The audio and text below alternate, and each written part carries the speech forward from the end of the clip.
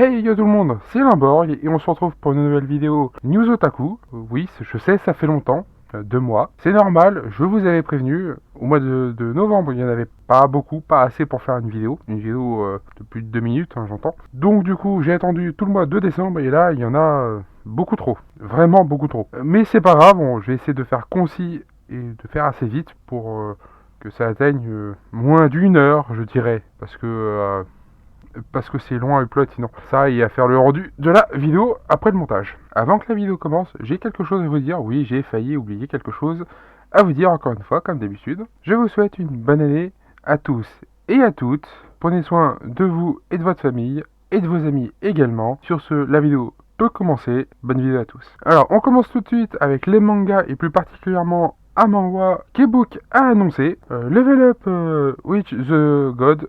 Je sais toujours pas le dire correctement et pourtant j'ai essayé et c'est de l'anglais, j'ai du mal. Ça va sortir le 1er mars 2024 au prix de 14,95€, c'est habituel avec eux. Le synopsis a l'air d'être intéressant, pas tout le temps le cas. Pourquoi je dis ça? Parce qu'il y a certains synopsis de certains mangas que je ne vous montre pas parce que il n'est pas vendeur. Juste, il n'est pas du tout vendeur. Celui-là m'intrigue, le tout m'intrigue en fait. Donc si vous voulez quand même le lire, je viens de le dire hein, au cas où, j'ai essayé de faire le plus vite possible parce que il y en a encore 50 milliards d'autres à vous montrer. Et je parle pas que de manga. Voilà, donc le synopsis, si vous voulez le lire, vous mettez pause comme d'habitude. Ah, et tous les liens que vous verrez seront en description. Pour celles et ceux qui veulent le voir de leurs propres yeux, vous pourrez en allant en description. Ça, et vous, si vous pouvez mettre aussi un pouce bleu, un commentaire, vous abonner et mettre la cloche. Ça serait génial. Est-ce que j'en fais pas un peu trop? Ouais, si possible. Même fort probable. C'est pas grave. Et j'ai quand même l'impression de manquer quelque chose. Ah oui, il y aura un nouveau style de vidéo sur la chaîne que j'ai déjà essayé, que j'ai très vite arrêté. Je n'y arrivais juste pas à le faire correctement. Je vais retenter le coup. Différemment, c'est les reviews, que ce soit de chapitres ou d'épisodes pour certains animés, comme One Piece par exemple, que ce soit l'un ou l'autre, hein, épisode ou chapitre, mais je le ferai pas toutes les semaines, ça sera quand j'ai envie de le faire, et ça c'est à peu près tout. Certains vont être semaine par semaine parce que j'ai envie d'en parler, d'autres ça sera uniquement quand j'en aurai envie. Un autre style de vidéo, ça serait aussi de parler d'une série entière, que ce soit de manga ou d'un animé. Mais on verra ça l'année prochaine, cette année pour vous, que je tourne ça l'année dernière, lol. On est le 29 décembre, c'est pour ça. Solo Leveling sera de la partie, bien entendu, pour les reviews, normalement. Et quant au chapitre, Assassin's Creed. Alors, Assassin's Creed, oui et non. Assassin's Creed, je vais attendre que la première saison se termine pour vous parler de la première saison en globalité et de ce que j'en ai pensé. Et ensuite, je ferai ça semaine par semaine pour la saison 2. Bref. On peut continuer. Jules César, la Gaule, la guerre des Gaules, je vais y arriver, aux éditions Soleil. C'est sorti le 15 novembre 2023, donc c'est déjà sorti, et au prix de 8,50€. Alors, j'ai pas besoin de vous faire un synopsis, que ce soit à ma sauce ou alors lire ce que vous voyez déjà ici. Vous le faites au pire des cas de vous-même, mais le titre parle de lui-même. Ça va parler de Jules César et de la guerre. Oui, c'est très la joie, bien entendu. C'est un one-shot. En tout cas, vous le savez si ceci vous intéresse. Butaraba, ou l'histoire de l'homme devenu cochon, aux éditions Soleil également. Ça va sortir en mars 2024 pour le premier tome. J'ai regardé l'animé, personnellement l'animé, alors le premier épisode m'a intrigué, à partir du deuxième épisode jusqu'à l'épisode 10, jusqu'à les 3 quarts de l'épisode 10, une partie tout au moins de l'épisode 10, je sais plus où exactement, ça m'a fait chier, juste ça m'a fait chier tout le long. Et au moment où ils arrivent à ce fameux endroit, où toutes les Yesma doivent aller, hein, donc les Yesma, elle en fait partie. C'est une espèce, mais tout le long on nous fait comprendre ça tout du moins. Est-ce que c'est vraiment le cas? Ça, je vous laisserai le lire pour ceux qui n'ont pas voulu regarder l'animé. À partir vraiment de l'épisode 10 où on voit ce fameux endroit où ils cherchent comment aller à ce fameux endroit, c'est à partir de là où ça commence à devenir intéressant. Sinon, entre les deux, c'est affreusement chiant. J'ai trouvé ça affreusement chiant au point de vouloir skip complètement l'animé, chose que je n'ai pas fait, j'ai tenu jusqu'au bout. Et pour moi, il reste plus qu'un épisode. Ce serait quand même con d'arrêter pour un épisode. Surtout que c'est à ce moment-là que ça devient le plus intéressant en fait. Enfin bref, un gars qui s'est réincarné en cochon. Alors lui, il a vraiment pas eu de bol. Déjà que ceux qui sont réincarnés en gobelin ou en slime, ils ont pas vraiment eu de bol. Cela dit, ils sont cheatés, donc ça va. Lui, c'est juste un cochon. Hein. C'est un cochon basique. Il sait rien faire. Bon, ça aurait pu être un cochon cheaté et qui aurait pu être stylé, oui, ou tout du moins pas stylé, au moins marrant. Là, c'est juste un cochon. Il ne sert à rien. Alors, en combat en tant que tel, il sert à rien. C'est, tu as dit, ration de survie. On ne sait jamais. Pour au moins servir à ça. Enfin bref, on peut passer à autre chose. Alors quand je dis ration de survie, c'est pour elle, hein, au cas où. Enfin bref, Unnamed Memory aux éditions Manabook qui sortira le 7 mars 2024 à un prix certain. Mais on ne connaît pas encore le prix, c'est pour ça que je dis ça. Il y aura une adaptation animée en 2024. Est-ce que je la regarderai? Je ne sais pas, peut-être, puisque ça va parler d'une sorcière qui pourrait potentiellement sauver un prince. On verra bien ce que ça donne en temps et en heure. En tout cas, est-ce que je l'ai noté personnellement? Oui. Hein, voilà. Le signe aussi pour celles et ceux qui veulent savoir, mettez pause, tout ça comme d'habitude. Alors, un titre que je sais toujours pas dire, mais on va essayer. Die Walger non, je sais vraiment pas le lire. Alors, il va falloir le lire vous-même. Ou si ma version vous plaît, tant mieux. Au moins, ça sera au moins ça de prix. Ou vous fait rire, ça sera aussi ça de prix. Je dis pas que je suis comique, mais dans ce genre de cas, ça pourrait l'être. Même si c'est pas vraiment le but recherché. En tout cas, ça va sortir le 24 janvier 2024. Ça fait beaucoup de 24. Au prix de 7,95€ et pas 7,24€. Ça aurait pu être marrant. Ça va sortir donc chez Pika et ça va parler d'une femme qui va vouloir se venger et d'assassinat par conséquent. Voilà quelque chose qui pourrait être vachement intéressant. Le synopsis pour ceux qui veulent savoir. Mettez pause comme d'habitude. Et les autres, on peut passer à la suite. Le courrier du livre, alors qu'est-ce que c'est? C'est juste une maison d'édition, mais qui se lance pour le coup dans le manga. Et apparemment, ça sera des one-shot. Donc, le premier est Alice au pays des merveilles. Est-ce que j'ai vraiment besoin de vous présenter qu'est-ce que Alice au pays des merveilles? Et Arsène Lupin, gentleman cambrioleur. Est-ce que j'ai besoin de vous le présenter aussi? Non, dans les deux cas. Ça va sortir l'un comme l'autre, apparemment en tout cas, le 29 février 2024 au prix de 8,90€. Alors, je tiens à préciser que ça ne m'intéresse, l'un comme l'autre ne m'intéresse pas forcément, mais je voulais juste vous faire part de que une autre maison d'édition se lance dans le manga. Enfin bref, chez Meian, ils ont annoncé les allumés du conseil. Ça parle, le titre parle pour lui là pour le coup. Je sais pas si c'est intriguant ou pas d'ailleurs. Ça a l'air d'être marrant en tout cas, ça c'est une certitude. On verra bien ce que ça donne en temps en heure. Là aussi, ça va sortir le 15 janvier 2024 au prix de 6,95€. Ce prix est habituel chez Meian. Voici le synopsis. Et d'ailleurs, c'est les deux premiers tomes, le tome 1 et 2, qui vont sortir en même temps le 15 janvier. Oui, je me répète. Panini, il y a eu plusieurs annonces pour Panini. Là, c'est la deuxième fournée. Je ne vous montre pas la première fournée parce que personnellement, il n'y a rien qui m'intéresse. Si vous voulez le regarder, allez-y.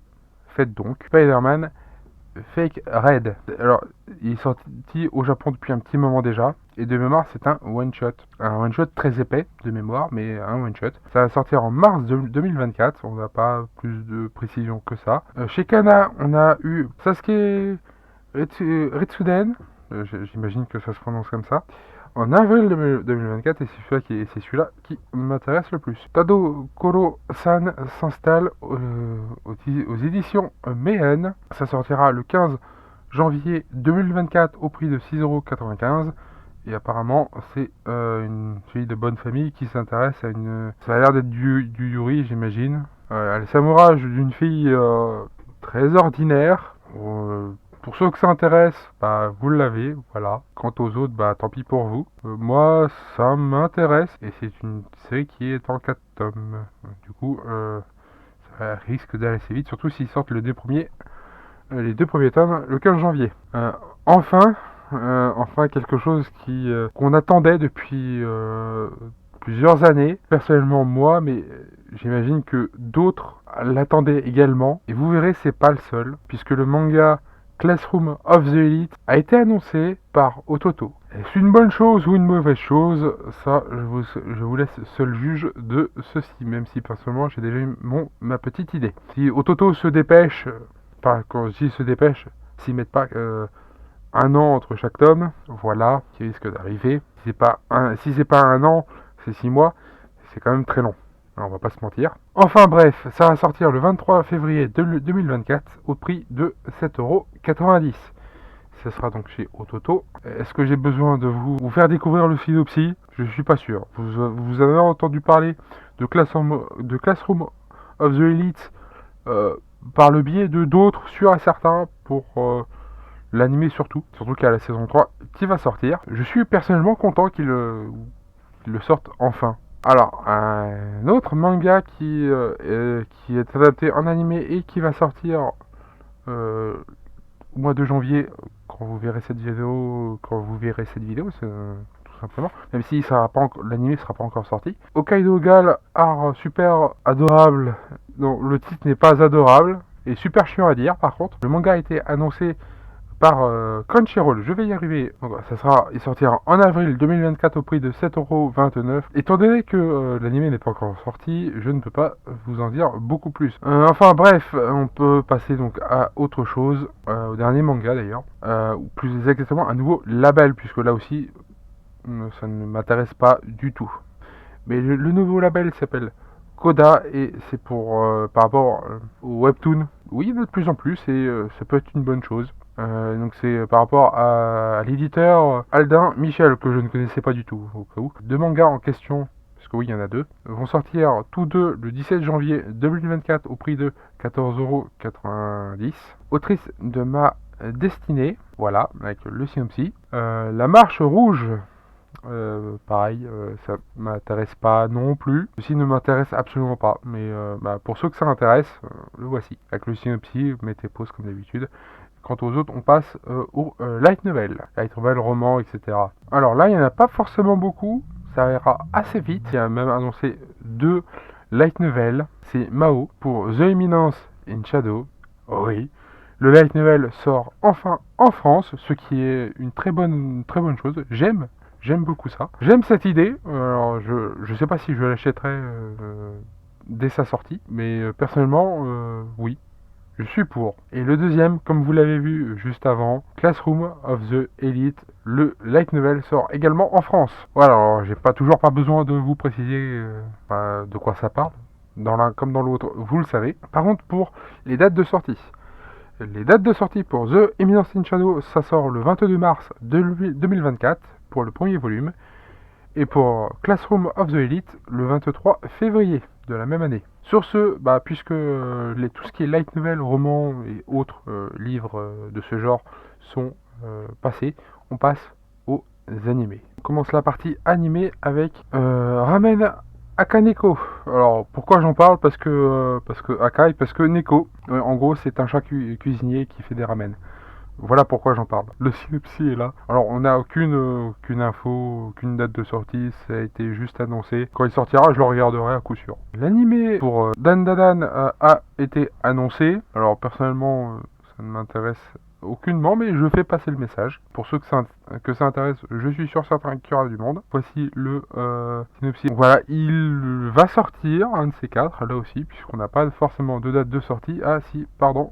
Il y en a une, je ne regarde qu'à moitié les choses. Ça sortira en 2024, mais étant donné que c'est assez large 2024, hein, ça fait 12 mois, donc l'animé Rascal Doe Not Dream pour l'arc université sera adapté en animé. Qu'est-ce que cette partie-là va parler? Sakuta a terminé le lycée, logique, puisqu'il va à l'université. Et pensant que toute la partie syndrome de la puberté est derrière lui et qui va enfin s'en débarrasser, que nini mon ami, c'est peut-être pas le cas finalement. Il a peut-être croisé quelqu'un, peut-être une fille, encore. Ceci étant dit, on peut passer à autre chose. Alors, le remake de One Piece a été annoncé pour The One Piece, pour les 25 ans de de One Piece. Ça a été annoncé à la Gem Festa 24. Le trailer est là, voici l'affiche. On peut passer à la suite donc. Pour Bleach, alors oui je sais, je reparle de Bleach, alors qu'en soi, pourquoi? Mais parce que la partie 3 a été dévoilée. On sait à peu près quand est-ce qu'elle va sortir, courant 2024.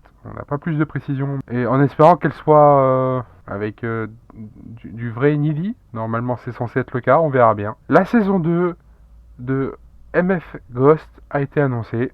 Alors oui, là nous sommes sur Twitter. Pourquoi sur Twitter? Parce que personne ne a fait un article pour ça. Sur les sites que je connais et sur les sites où moi je vais personnellement. Mais c'est pas grave, on va sur le site, enfin sur le Twitter officiel et on le trouve aussi, c'est tout aussi bien. Alors ça va sortir quand ça va sortir. Hein. Ça va être en 2024, donc on a encore un peu de temps devant nous, bien entendu. Saison 2 pour Shai a été annoncée également. Dr Stone, saison 4, saison finale. La saison qui s'appelle Dr Stone Science Future est annoncée. Je suis content et triste à la fois. Content qu'il y ait une quatrième saison, mais triste parce que c'est la dernière, donc après on le verra plus. Alors on n'a pas plus d'infos que ça, mais après c'est quelque chose qui vient, sont quand même assez récents, donc normal qu'il n'y a pas beaucoup d'infos non plus. La saison 2, The 100, je vous emmerde.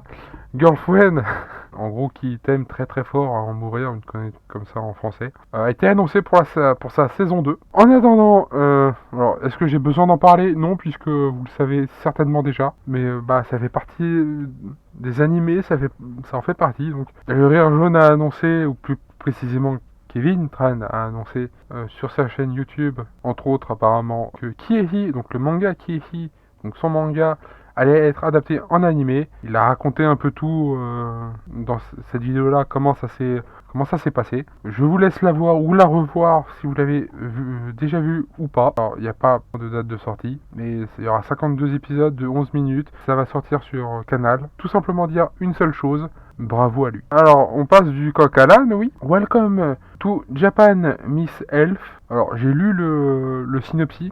Alors je vais vous le faire du coup à ma sauce. Il n'y a pas de date de sortie ou autre. En gros, alors ce personnage qui s'appelle Kitase, son seul hobby c'est dormir. Apparemment il entre dans un monde merveilleux par le biais de ses rêves et il vit des aventures palpitantes. On dirait le scénario.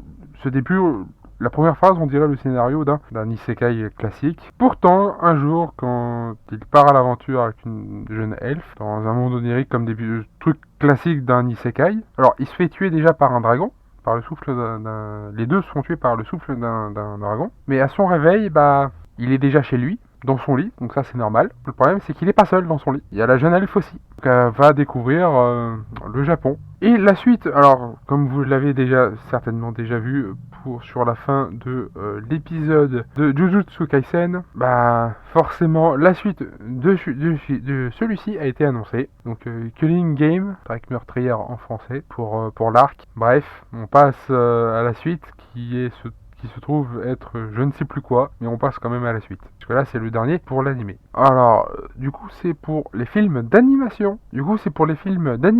Et on commence par Chainsaw Man, où l'arc Reze, si je le prononce bien, j'en suis pas sûr, a été annoncé en film, du coup. Alors, on n'a pas plus d'infos que ça. Alors, personnellement, j'aime bien l'affiche. Donc, c'est vraiment sur... ça continue par rapport à l'histoire et Denji va rencontrer cette fameuse Reze, que cette jeune femme visiblement s'intéresse un peu trop à lui. On verra bien du pourquoi, du comment. Pareil, c'est un film aussi, The Eminence in Shadow, qui a été donc annoncé par rapport à la fin de la saison 2, au dernier épisode. C'est l'arc Return to Earth.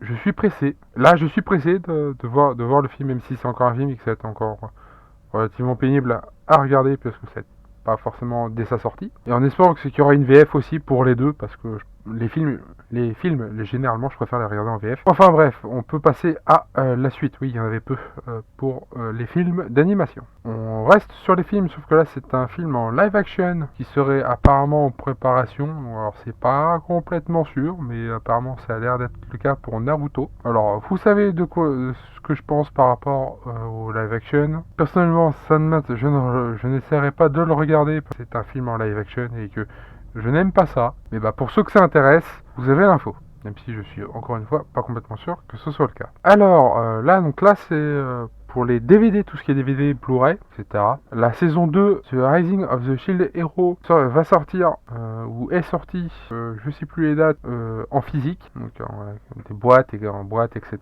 Que ce soit en DVD ou en Blu-ray.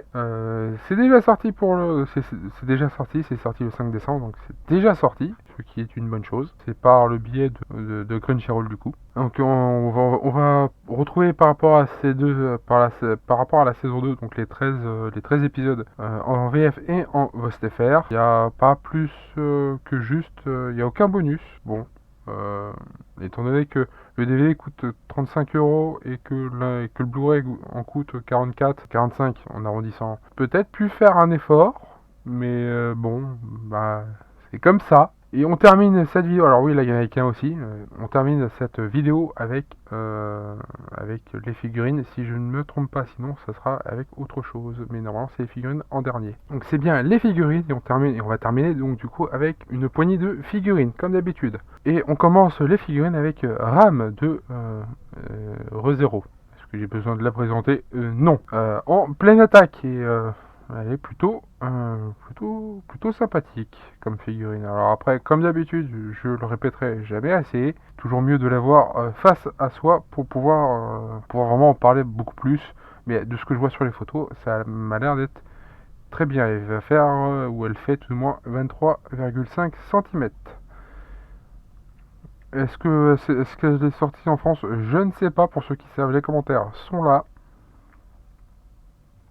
Alors pareil, je préfère le préciser maintenant, certaines figurines ne sont pas forcément pour tout le monde. Certaines sont ecchi, il y en a de mort une seule, enfin deux parce que c'est dans le même truc, mais peu importe. Donc je préfère le préciser, toutes les figurines certaines figurines, pour ceux où le ecchi dérange, bah passez à la figurine d'après, ce n'est pas grave. Voilà, je préfère le préciser maintenant, au moins c'est fait. Voilà un personnage que je ne connais pas. Voilà un personnage que je ne connais absolument pas, qui est personnellement, que je trouve personnellement très bien faite, que ce soit la figurine en tant que telle, ou le personnage, mais peu importe. Est-ce que c'est pareil, sorti en France ou pas? Je ne sais pas, 29 cm. Alors le PVC, comme d'habitude, profondeur et largeur 29 cm et 24,4 cm de hauteur, d'accord. J'avais lu qu'à moitié comme d'habitude. Pour celles et ceux qui ont des infos sur le personnage et sur l'univers d'où elle vient, les commentaires sont là pour ça. Je vous en remercie et je vous lirai. J'ai sorti 2 vidéos que des figurines, sur des news de figurines, alors qui datent un peu comme cela. Je voulais aller les regarder, ils sont sortis au début décembre. Bref, Satoru Gojo. Et encore, c'est pas la seule figurine de Gojo, on en verra un autre un peu plus tard. Une hauteur de 25 cm, de 25,5 cm. Pour le coup, la figurine est belle.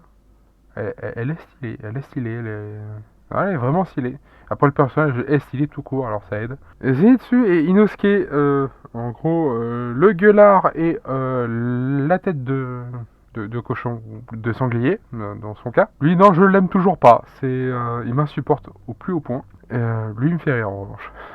Inosuke, Inosuke, il me fait rire, et je peux pas le supporter. Mais les figurines sont plutôt bien faites, même s'il y en a il y a un personnage que je n'aime pas du tout. On peut pas dire que la figurine est mal faite, elle est plutôt bien faite.